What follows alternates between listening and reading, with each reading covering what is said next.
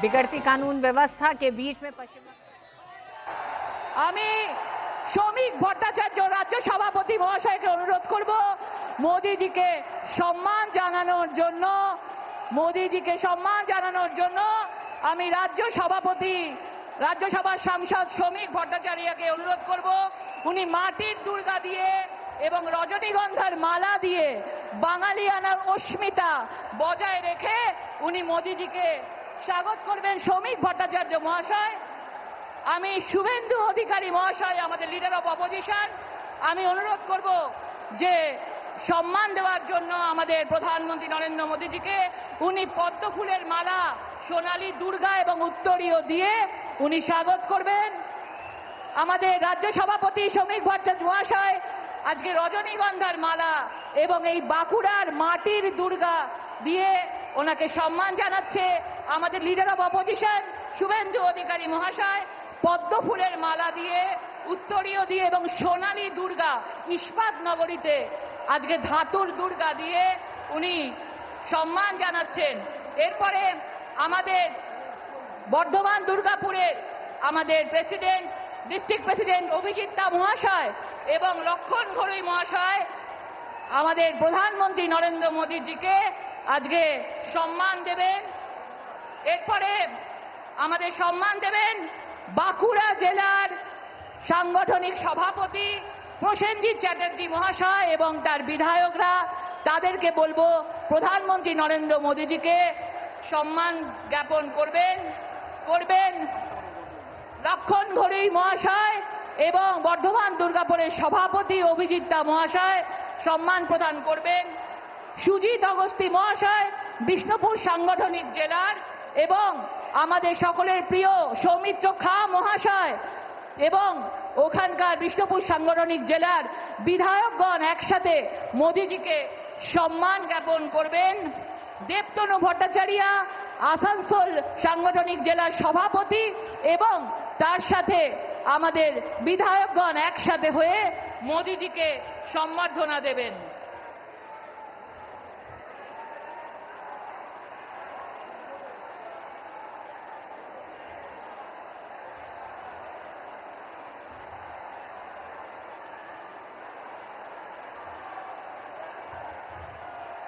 আমি অনুরোধ করব আমাদের লিডার অফ অপোজিশন আমাদের শুভেন্দু অধিকারী মহাশয়কে আপনাদের সামনে কিছু বক্তব্য রাখার জন্য।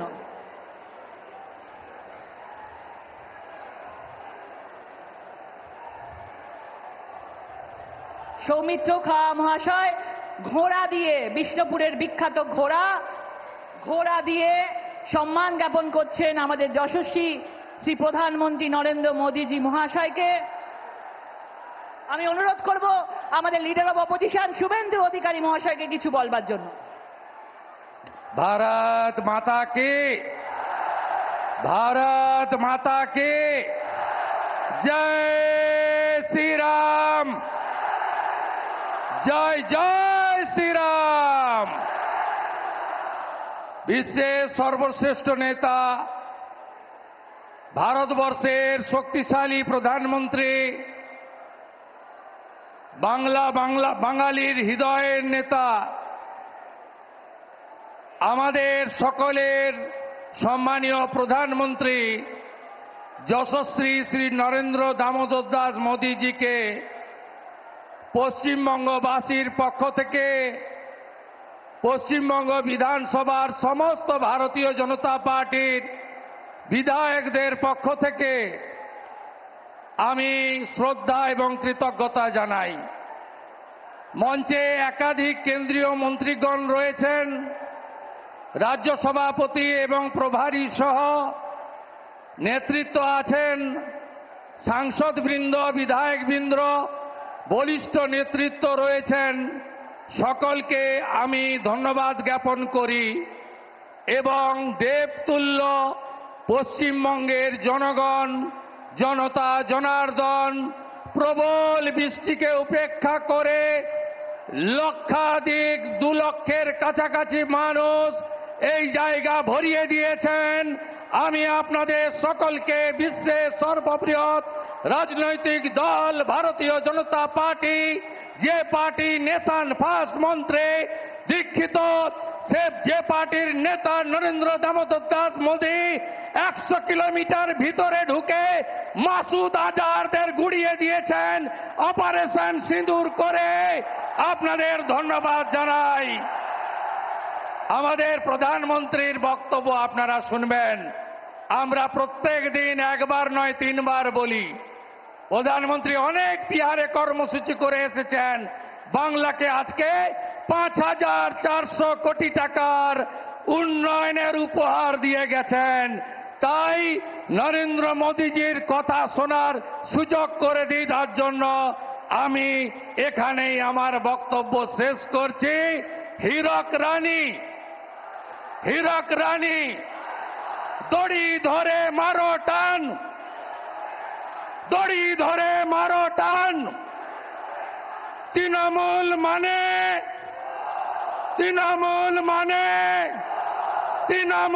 মানে চোর ধরো। বন্দে মাতরম। ধন্যবাদ আমাদের শুভেন্দু অধিকারী মহাশয়কে। আপনারা অপেক্ষায় বসে আছেন, কিছুক্ষণের মধ্যেই আমাদের প্রধানমন্ত্রী বক্তব্য রাখবেন আমাদের পশ্চিমবঙ্গবাসীর উদ্দেশ্যে। তার আগে আমাদের রাজ্য সভাপতি, আমাদের রাজ্যসভার সাংসদ শ্রী শ্রমিক ভট্টাচার্য মহাশয়কে কিছু বলবার জন্য অনুরোধ করছি।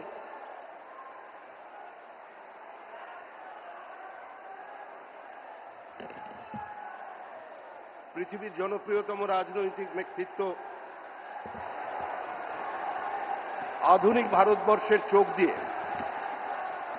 পৃথিবীকে দেখা প্রধানমন্ত্রী শ্রী নরেন্দ্র দামোদর দাস মোদীজি, মঞ্চে উপস্থিত সমস্ত কেন্দ্রীয় নেতৃবৃন্দ, বিরোধী দলনেতা শ্রী শুভেন্দু অধিকারী, আমাদের মাননীয় কেন্দ্রীয় মন্ত্রীগণ এবং বর্ধমান ও তার পার্শ্ববর্তী জেলা থেকে আগত আমাদের কর্মী বন্ধুরা, সুধী নাগরিকবৃন্দ, মা ও বোনেরা, একটা বিচিত্র পরিবর্তিত রাজনৈতিক পরিস্থিতির মধ্যে আজকে আমরা এখানে সভা করছি, প্রধানমন্ত্রীর সভা। আজকে পশ্চিমবঙ্গ বাঁচতে চায়, বাংলা মুক্তি চায়, বাংলা পরিত্রাণ চায়, বাংলা ঘরের ছেলেকে ঘরে রাখতে চায়, বাংলার মানুষ ঘরের ছেলেকে ঘরের ভাত খাওয়াতে চায়, বাংলার মানুষ শিল্পায়ন চায়, বর্ধমানের মানুষ দুর্গাপুর, রানীগঞ্জ, আসানসোলের উত্থান দেখতে চায়। আজকে প্রধানমন্ত্রীর কাছে আমাদের আবেদন একটাই, আপনি আমাদের 1950 সালের 1960 দশকের এই দুর্গাপুরকে ফিরিয়ে দিন, আমাদের আসানসোলকে ফিরিয়ে দিন, আমাদের শিল্পায়নের ব্যবস্থা করে দিন। শিল্প ছাড়া বাঁচার অন্য কোনো পথ নেই। নতুন কর্মসংস্থানের সুযোগ সৃষ্টির জন্য আর বাংলার মানুষের সামনে অন্য কোনো পথ খোলা নেই। 3 ফসলি জমিকে কেড়ে নিয়ে শিল্প তৈরি করবার কোনো প্রয়োজন নেই। আমরা পশ্চিমবঙ্গের মাটিতে 1 বছরের মধ্যে করে দেখাবো। সমস্ত শিল্পপতিদের কাছে আহ্বান জানাচ্ছি, 1 বছর অপেক্ষা করুন, আপনি একটা ইনভেস্টমেন্ট ফ্রেন্ডলি স্টেট পাবেন। আমাদের জল আছে, আমাদের মেধা আছে, আমাদের টাকা আছে, আমাদের টোপোগ্রাফিক্যাল অ্যাডভান্টেজ আছে, আমাদের বিশ্বের দরজা খোলা আছে। আজকে বাঙালিরা বিভিন্ন জায়গায় গিয়ে নিজেদের প্রতিষ্ঠিত করেছেন, আর পশ্চিমবঙ্গের মাটিতে যে রাজনৈতিক দল ক্ষমতায় আছে, দৈনন্দিন জ্বলন্ত সমস্যা থেকে মানুষের দৃষ্টিকে দূরে সরিয়ে রাখবার জন্য এই যে উগ্র বাঙালি প্রাদেশিকতার রাজনীতি তৈরি করছে, আজকে বাংলার মানুষ সংঘবদ্ধভাবে তার বিরোধিতা করবে। আমরা প্রথমে ভারতীয়, তারপর বাঙালি। এই শিক্ষা ঋষি বঙ্কিমচন্দ্র চট্টোপাধ্যায়ের শিক্ষা, এই শিক্ষা রবীন্দ্রনাথ ঠাকুরের শিক্ষা। আজকে রবীন্দ্রনাথ পর্যন্ত চ্যালেঞ্জ হয়ে যাচ্ছে পশ্চিমবঙ্গে। তাই আগামী দিন একটাই মন্ত্র প্রধানমন্ত্রী নরেন্দ্র মোদীর, যে today's religion is democracy and today's politics is development. এই নিয়ে আমরা এগিয়ে চলব। আমাদের নতুন বাংলা চাই, শিল্পের পুনরুত্থান চাই, বাংলার আর্থসামাজিক অবস্থার পরিবর্তন চাই। আমরা বাংলাকে পশ্চিম বাংলাদেশ হতে দেব না, আমরা বাংলাকে ইসলামিক রিপাবলিক হতে দেব না। তাই সমস্ত মানুষের কাছে আবেদন করে শেষ করছি, যে যেখানে থাকুন কাউকে পতাকা ছাড়তে হবে না। যার যা মতাদর্শ হৃদয়ে রাখুন, মস্তিষ্কে রাখুন। কিছুদিনের জন্য দলের রংটা ভুলুন, আগে তৃণমূলকে সরান, তারপরে যে যার নিজের রং দলকে বেছে নেবেন। সংঘর্ষ নয়, সমন্বয় চাই, দাঙ্গা নয়, শান্তি চাই, হিংসা নয়। আজকে সমন্বয়ের মধ্যে দিয়েই আজকে পশ্চিমবঙ্গে এগিয়ে যাক, এই বার্তা দিতে আসছেন আমাদের প্রধানমন্ত্রী শ্রী নরেন্দ্র দামোদর দাস মোদী। ধন্যবাদ। বিজেপি जिंदाबाद। धन्यवाद श्रमिक भट्टाचार्य महाशय के। हम सब अभी आदरणीय प्रधानमंत्री जी को हृदय से स्वागत करते हैं। प्रधानमंत्री जी সবাইয়ের সামনে, আমাদের সকলের সামনে কি বার্তা দেন? ধন্যবাদ।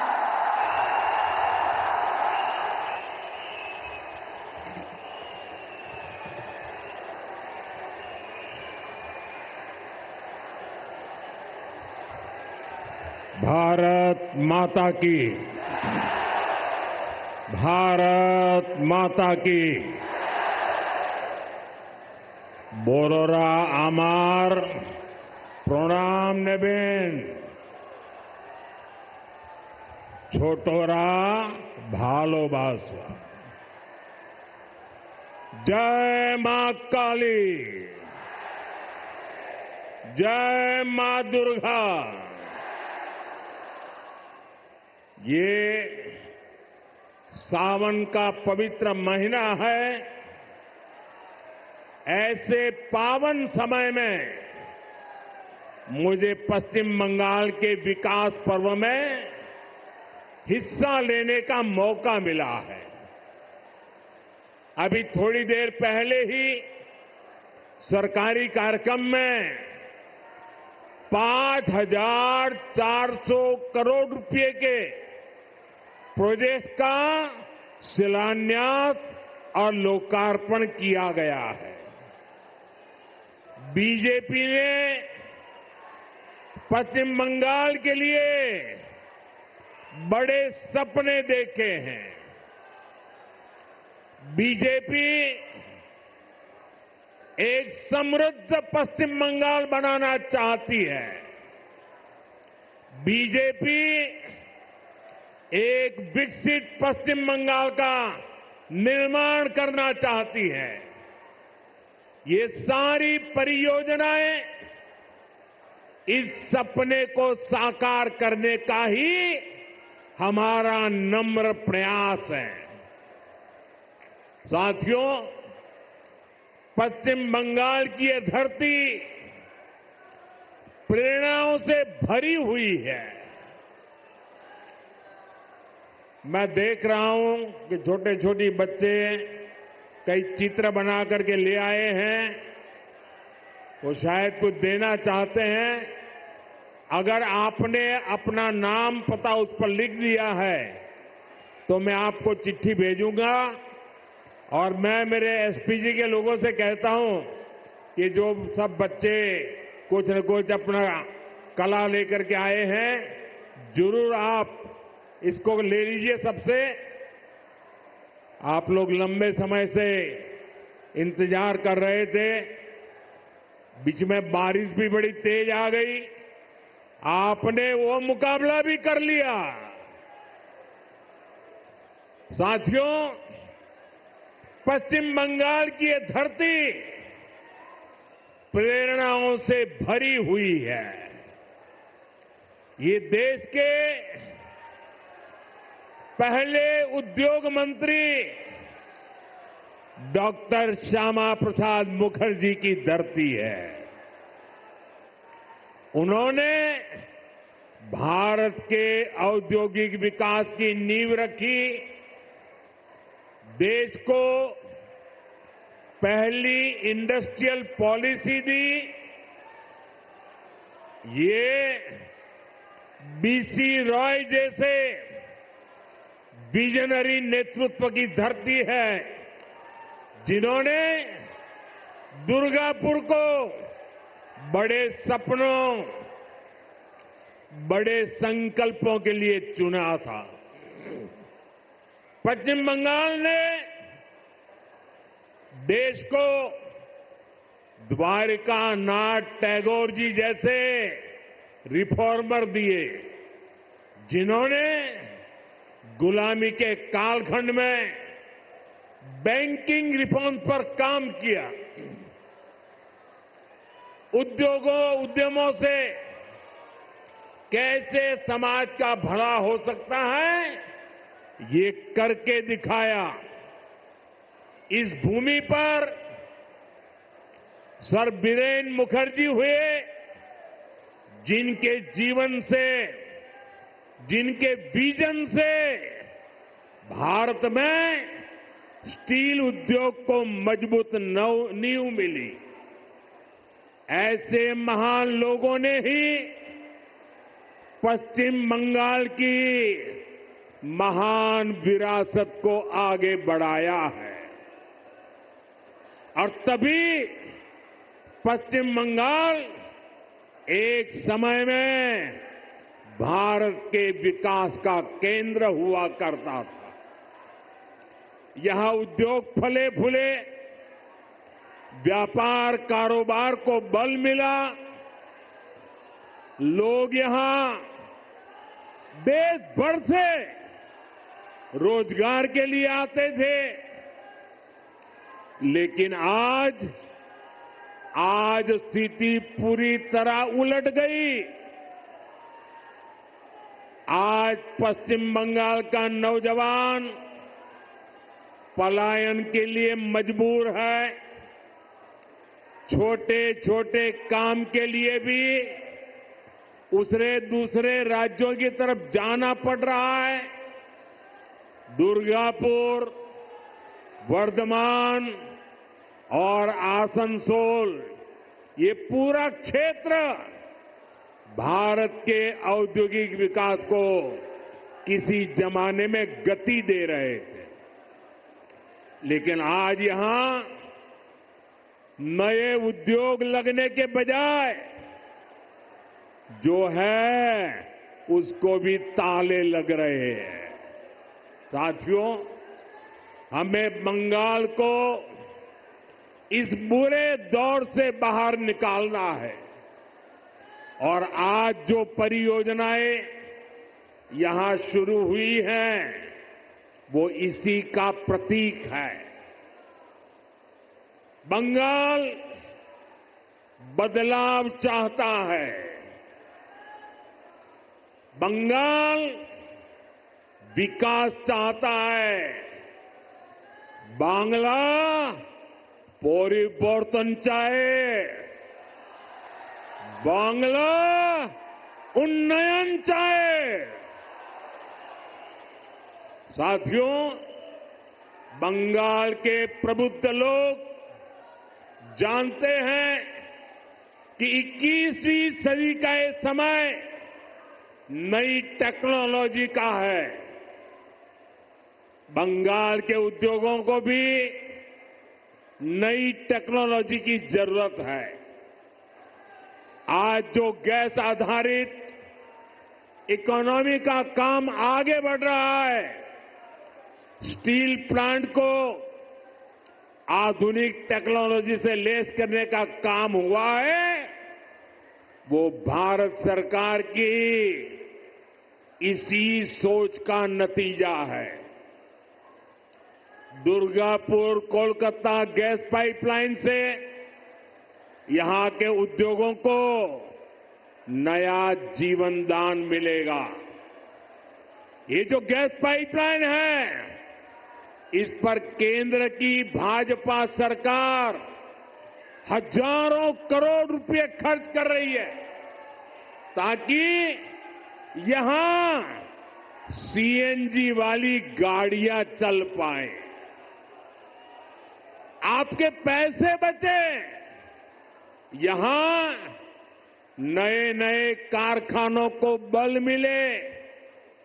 और सबसे बड़ी बात, इससे बंगाल के नौजवानों के लिए रोजगार के नए मौके बनेंगे। साथियों, आजादी के अनेक दशकों तक पश्चिम बंगाल के लाखों परिवारों के लिए गैस कनेक्शन एक सपना था। बीते सालों में ऐसे परिवारों को गैस कनेक्शन मिला। अब हमारा प्रयास है कि बहनों के किचन में, रसोई घर में जैसे नल से पानी आता है, वैसे ही पाइप से सस्ती गैस आपके किचन तक पहुंचे। अभी कुछ देर पहले जो कार्यक्रम हुआ है, वो आपका जीवन भी आसान बनाएगा और यहां उद्योगों को भी गति देगा। साथियों, मैं आज आपको पश्चिम बंगाल के नौजवानों को ये यकीन दिलाने आया हूं, बंगाल की बदहाल स्थिति को बदला जा सकता है। बीजेपी सरकार आने के बाद कुछ ही वर्षों में पश्चिम बंगाल देश के टॉप इंडस्ट्रियल राज्यों में से एक बन सकता है। ये मेरा दृढ़ विश्वास है और मेरे इस विश्वास का कारण है पश्चिम बंगाल में समर्थ और प्रतिभाशाली मेरे नौजवान भाई बहन हैं। यहां नदियां भी हैं और समंदर भी है। पश्चिम बंगाल सैकड़ों वर्षों से इंपोर्ट एक्सपोर्ट का केंद्र रहा है। यहां पोर्ट्स का बहुत बड़ा नेटवर्क है। यहां प्राकृतिक संसाधन है, यानी मेक इन इंडिया को गति देने के लिए, मिशन मैन्युफैक्चरिंग में तेजी लाने के लिए पश्चिम बंगाल के पास हर शक्ति मौजूद है। बस यहां की टीएमसी सरकार बंगाल के विकास के आगे दीवार बनकर खड़ी है। जिस दिन टीएमसी सरकार की दीवार बंगाल में गिरी, उसी दिन से बंगाल विकास की नई तेजी पकड़ लेगा।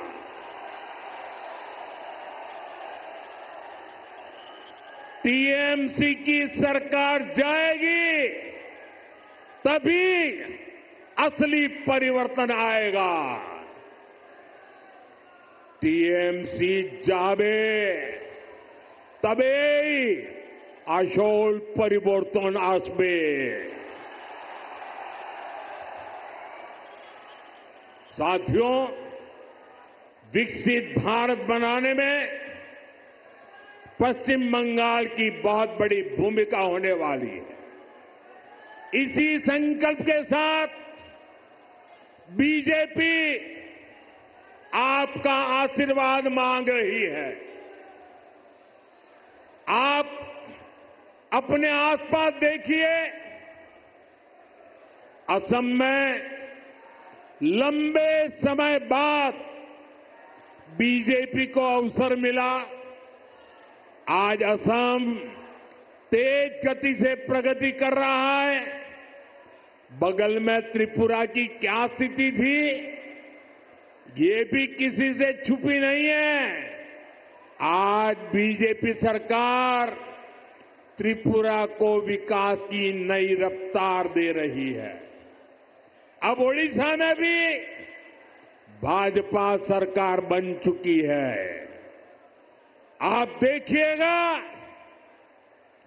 उड़ीसा भी बहुत जल्द देश के सबसे तेजी से विकसित होने वाले राज्यों में से अपनी जगह बना लेगा। इसलिए भाजपा की तरफ से मेरा यह आग्रह है कि आप एक बार भाजपा को अवसर दें, एक ऐसी सरकार बनाएं जो ईमानदार हो, कामदार हो और दमदार हो।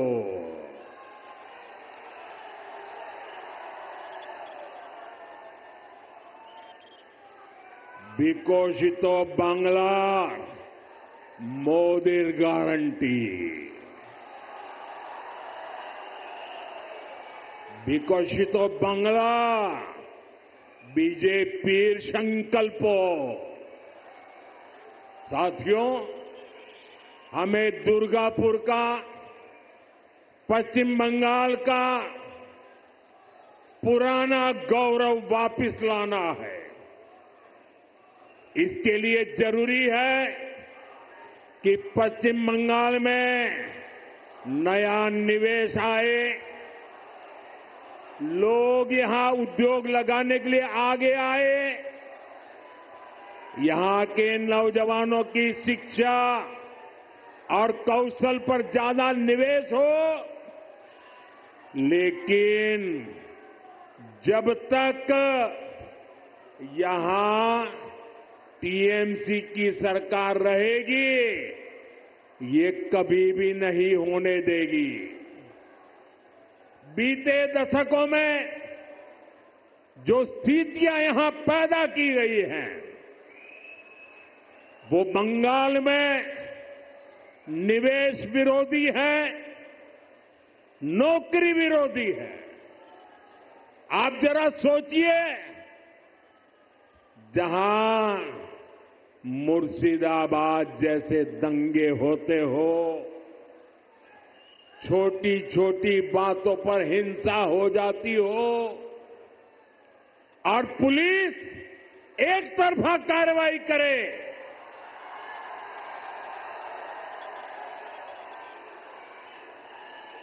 जहां न्याय की कोई उम्मीद ना हो, वहां कोई कैसे निवेश कर सकता है? यहां की राज्य सरकार लोगों की जान और उनकी दुकान की सुरक्षा नहीं कर सकती, तो निवेशकों को भी चिंता होती है। मैं जानता हूं कि पश्चिम बंगाल में जितनी संभावनाएं हैं, उनको देखते हुए दुनिया भर के निवेशक यहां पैसा लगाने आना चाहेंगे। लेकिन जब वो यहां सिंडिकेट राज देखते हैं, तो वे देखते हैं कि कैसे यहां उगाही होती है, बिजनेस करने वालों से पैसे मांगे जाते हैं, कैसे टीएमसी के लोग धमकाते हैं, तोड़फोड़ करने की, काम बंद करने की धमकियां देते हैं, तो वो भी डरकर भाग जाते हैं। ये जो टीएमसी का गुंडा टैक्स है, ये बंगाल में निवेश को रोकता है। यहां संसाधनों पर माफिया का कब्जा है, वो बंगाल में निवेश को रोकता है। यहां की सरकार नीतियां ही अपने नेताओं को भ्रष्टाचार की खुली छूट देने के लिए बनाती है। कब कौन सी नीति पलट दी जाए, इसकी भी कोई गारंटी नहीं। यही कारण है कि टीएमसी के राज में सैकड़ों कंपनियां पश्चिम बंगाल छोड़ चुकी है। तभी तो यहां नौजवान को आगे बढ़ने के अवसर नहीं मिल रहे। तभी तो बंगाल का हाल बेहाल हो गया है। इसलिए आज हर कोई कह रहा है टीएमसी हटाओ, बंगाल बचाओ। टीएमसी हटाओ, टीएमसी के शोराओ, बांग्ला के बचाओ। साथियों, युवाओं की शिक्षा और कौशल के साथ जो कुछ यहां हो रहा है वो और ज्यादा चिंता बढ़ाने वाला है। प्राइमरी एजुकेशन हो या फिर हायर एजुकेशन, सबको बर्बाद किया जा रहा है। टीएमसी यहां के एजुकेशन सिस्टम पर करप्शन और क्राइम का डबल अटैक कर रही है। ये जो हजारों शिक्षक बेरोजगार हुए हैं, इसका कारण टीएमसी का भ्रष्टाचार है। इससे हजारों परिवार तो उन पर तो संकट आया ही है। स्कूलों में जो लाखों बच्चे पढ़ रहे हैं, उनका भविष्य भी टीचर्स की कमी के कारण अंधेर में है। हालत ये है कि कोर्ट को भी कहना पड़ा कि ये सिस्टमैटिक फ्रॉड है। टीएमसी ने बंगाल के नौजवानों के वर्तमान और भविष्य दोनों को संकट में डाल दिया है। साथियों, माटी मानुष की बात करने वाली पार्टी की सरकार में बेटियों के साथ जो अन्याय हो रहा है वो पीड़ा भी देता है और आक्रोश से भर भी देता है। ये उस धरती पर हो रहा है जिसने कादम्बिनी गांगुली जैसी बेटी को संस्कार दिए, जो भारत की पहली वेस्टर्न मेडिसिन डॉक्टर थी। आज उनका जन्मदिन भी है, लेकिन आज पश्चिम बंगाल में अस्पताल भी बेटियों के लिए सुरक्षित नहीं है। और आप सबने देखा है, जब यहां डॉक्टर बेटी के साथ अत्याचार हुआ तो कैसे टीएमसी सरकार अपराधियों को बचाने में जुट गई। इस घटना से देश अभी बाहर निकला भी नहीं था कि एक और कॉलेज में एक बेटी के साथ भयंकर अत्याचार किया गया।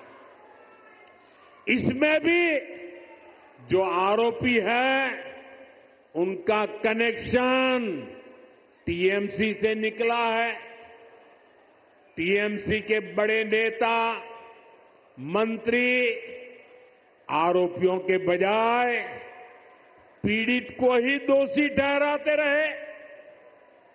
ऐसे कई उदाहरण हैं जो टीएमसी की निर्ममता के साक्षी है। हमें मिलकर के बंगाल को इस निर्ममता से मुक्ति दिलानी है। साथियों, पश्चिम बंगाल भारत की सांस्कृतिक विरासत की भी आत्मा है। आज प्रसिद्ध बांग्ला कवि विष्णुदेव जी का भी जन्म दिवस है। बांग्ला भाषा को समृद्ध करने में उनका बहुत बड़ा योगदान रहा है। टीएमसी और लेफ्ट ने सालों तक दिल्ली में कांग्रेस के साथ मिलकर सरकार चलाई। इस दौरान इनको बांग्ला भाषा की याद तक नहीं आई। ये भाजपा सरकार है जिसने बांग्ला को शास्त्रीय भाषा का दर्जा दिया। ऐसा करके हमने बांग्ला साहित्य की सेवा करने वाले विष्णु डे जी जैसे अनेक साहित्यकारों को भी श्रद्धांजलि दी है। साथियों, भाजपा ऐसी राष्ट्रीय पार्टी है जिसका बीज बंगाल की मिट्टी में पनपा है। भाजपा की वैचारिक नींव को बंगाल के सपूत डॉक्टर श्यामा प्रसाद मुखर्जी ने अपने खून से सींचा है।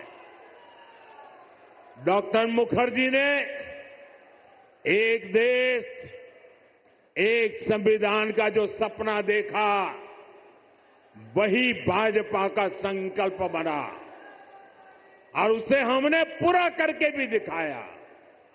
भाजपा बांग्ला भाषा को प्रेरणा, परंपरा और पहचान का माध्यम मानती है। भाजपा के लिए बांग्ला अस्मिता सर्वोपरि है। देश में जहां भी भाजपा है, वहां बांग्ला का सम्मान है, पश्चिम बंगाल के लोगों का सम्मान है। लेकिन यहां पश्चिम बंगाल में क्या हो रहा है? यहां टीएमसी ने अपने स्वार्थ में पश्चिम बंगाल की पहचान को भी दांव पर लगा दिया है। इसके लिए यहां घुसपैठ को बढ़ावा दिया जा रहा है। घुसपैठियों के फर्जी कागज बनाए जा रहे हैं। इसका एक पूरा इकोसिस्टम यहां डेवलप किया गया है। ये पश्चिम बंगाल की देश की सुरक्षा के लिए खतरा है। ये बांग्ला संस्कृति के लिए खतरा है। लेकिन तुष्टीकरण के लिए टीएमसी हर हद पार कर रही है। आज जब देश के सामने टीएमसी की साजिश उजागर हो गई है, तो उसने घुसपैठियों के पक्ष में नई मुहिम शुरू कर दी है। ये देश के संविधान को, संवैधानिक संस्थाओं को भी चुनौती दे रहे हैं। टीएमसी अब उनके समर्थन में खुलकर उतर आई है। लेकिन मैं दुर्गापुर की धरती से साफ साफ कह दूं, जो भारत का नागरिक नहीं है, फिर से सुन लीजिए, जो भारत का नागरिक नहीं है, जो घुसपैठ करके आया है, उसके साथ भारत के संविधान के तहत न्याय सम्मत कार्रवाई होती रहेगी। बंगाल की अस्मिता के खिलाफ होने वाली किसी भी साजिश को बीजेपी कामयाब नहीं होने देगी। ये आपको मोदी की गारंटी है। साथियों, पश्चिम बंगाल को बीजेपी की डबल इंजन की सरकार की जरूरत है। यहां भाजपा सरकार इसलिए भी चाहिए ताकि दिल्ली से भेजा एक एक रुपया आपकी सुविधा के लिए लगे। गरीब कल्याण की, आदिवासी कल्याण की जो योजनाएं पूरे देश में लागू है, उनका लाभ पश्चिम बंगाल के लोगों को भी मिले। टीएमसी सरकार केंद्र की योजनाओं को या तो रोक लेती है या फिर उनमें भ्रष्टाचार करती है। रोड, रेल, टेलीकॉम ऐसे अनेक विभागों से जुड़े अनेक प्रोजेक्ट हैं जो यहां लटके हुए हैं।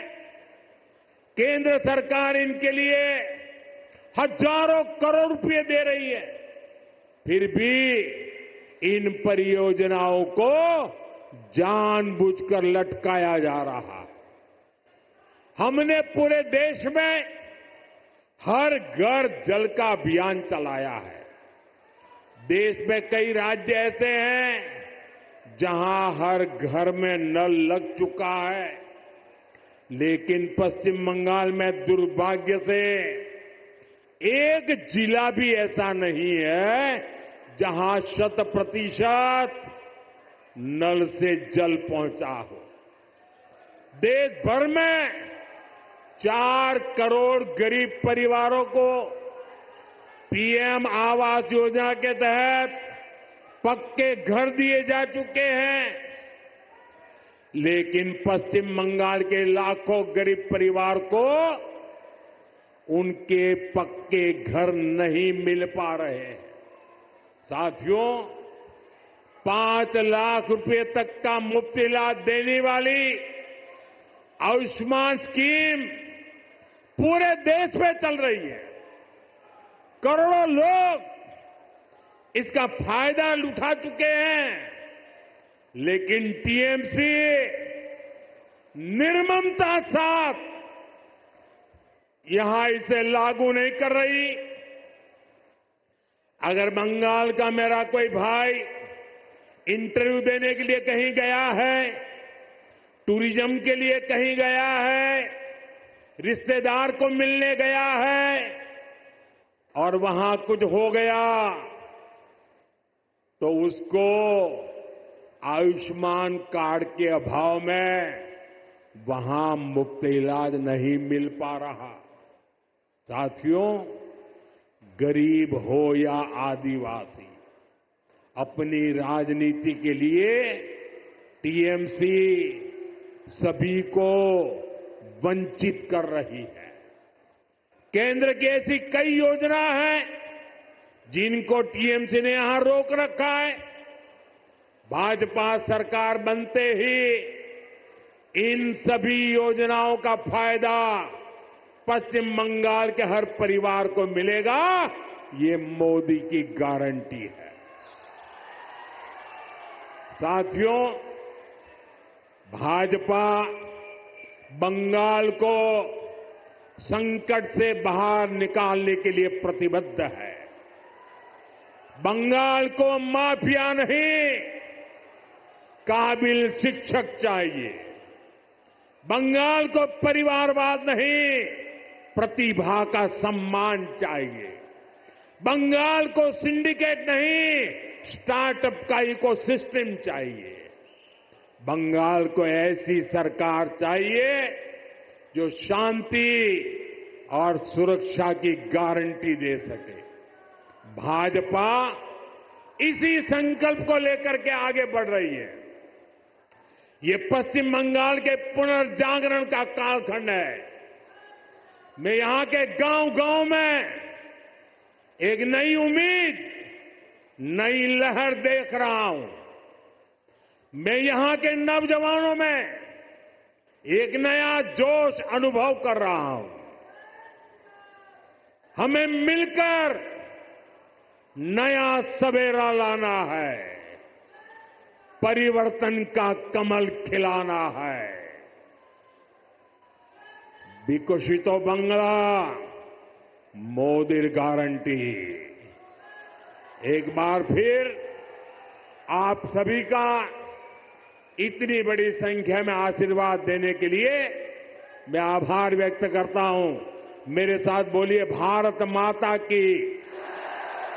दोनों मुट्ठी बंद करके पूरी ताकत से बोलिए भारत माता की, भारत माता की। वंदे वंदे वंदे वंदे वंदे वंदे वंदे। बहुत बहुत धन्यवाद।